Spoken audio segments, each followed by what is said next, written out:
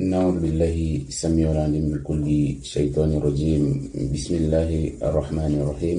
الحمد لله والصلاة والسلام على رسول الله صلى الله عليه وسلم.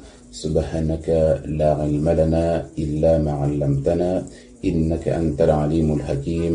رب اشرح لي صدري ويسر لي أمري واحلل عقدة من لساني يفقه قولي. اللهم إنا نسألك علما نافعا ورزقا طيبا وعملا متقبلا. ربي زدنا علما. السلام عليكم ورحمة الله وبركاته. Aujourd'hui, nous allons essayer de comprendre pourquoi même en période de Ramadan, certaines personnes continuent d'avoir des attaques occultes ou qui font des péchés, plus que d'habitude ou pareil. Alors, pendant le Ramadan, les djinns les plus rebelles sont enchaînés. Ça, tout le monde le sait. Alors, pourquoi ça arrive? Pourquoi ça s'arrête pas? Il faut savoir que si ces djinns sont enchaînés, ils ne sont pas anéantis, ni tués. Seulement, ils ne peuvent pas agir comme d'habitude. Une minorité aussi de djinns ne sont pas enchaînés. Mais eux, ce sont vraiment des djinns faibles, par lesquels on n'a pas de soucis particuliers, si on reste dans le chemin, dans là.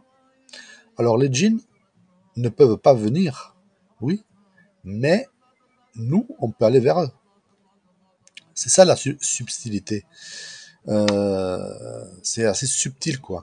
Donc, imaginez un tigre enchaîné.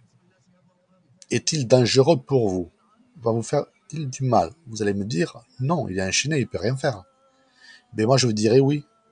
Oui, mais à condition de ne pas s'en approcher, de rester loin. Donc, plus vous allez vous approcher, et plus il va devenir dangereux, même attaché. Là, c'est pareil. Et là, pour les djinns, c'est exactement la même chose. Tant que vous restez éloigné de tout ce qui est mauvais et que vous fassiez bien les adorations, ils ne peuvent pas agir comme d'habitude. Le tout, c'est de rester éloigné de tout ce qui est mauvais et de faire vraiment tout dans le chemin d'Allah. Mais si vous suivez les pas du diable et manquez à vos obligations ou faites des péchés, vous allez vers ces djinns-là. C'est ce qu'on appelle les pas du diable. Vous faites comme lui. Donc Allah nous dit bien, Iblis est votre ennemi déclaré et traitez-le comme tel. Mais l'être humain, bien sûr, il oublie, voilà, c'est son point faible par rapport au diable. Par contre, si vous faites bien toutes vos obligations, il n'y a pas de raison d'être importuné. Même le Karim peut essayer de jouer avec vous. Mais que peut-il faire si vous êtes... que peut-il faire concrètement si vous êtes dans le chemin d'Allah? Rien. C'est pour ça, moi, j'ai toujours le Karim aussi. On doit le convertir autant que possible à faire des choses même qu'il n'aime pas trop. Si on le laisse faire, c'est lui qui va s'allier à d'autres djinns et vous manipuler. Voilà. Alors nous sommes des humains et on peut oublier, ça nous arrive à tous d'oublier, mais dans nos obligations, il ne faut laisser pas de doute. Ne laissez aucun doute.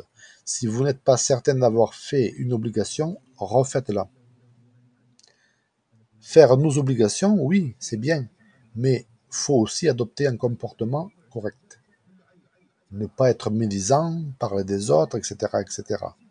Essayez d'éliminer les mauvaises pensées qui pourraient nous venir, car les moments où on pense à rien, le shaitan va s'empresser de nous remplir le cerveau avec des mauvaises choses. Alors pour éviter ça, faites du dhikr. Donc pour le shaitan, c'est pas intéressant que vous fassiez du dhikr, donc il va s'arrêter. Alors chaque péché ou acte de désobéissance vous font suivre les pas du diable. C'est comme une balance. Les péchés d'un côté, les bonnes actions de l'autre. Et il faut que la balance penche du bon côté, ou au pire, reste pareil. Donc il faut faire bien attention à ça, quoi. Alors il faut profiter du mois béni de Ramadan avec foi et en espérant la récompense d'Allah. Alors ceci nous efface aussi nos péchés passés. ainsi que les prières de nuit faites pendant ce mois de Ramadan. Alors sachez aussi que pour faire passer le temps, ne dormez pas. On passe pas son temps à dormir ou dans des discussions inutiles, dans des conflits où vous voulez avoir raison à tout le temps. Et même dans des distractions, je dirais, parce que ça annule les bienfaits du jeûne. Alors le Ramadan facilite le paradis, mais ne le garantit pas, ne le garantit en rien pour eux, pour ceux qui ne font pas d'efforts. Alors quelqu'un qui a la capacité de bien faire et qui ne fait pas, c'est pas comme une personne qui vient juste de se convertir, on va dire, et qui en fait un morceau, on va dire. Lui, ça sera plus méritant qu'une autre personne qui connaît tout mais qui fait rien. Alors voilà, c'était une petite vidéo de rappel qu'Allah nous guide et nous facilite. Amen.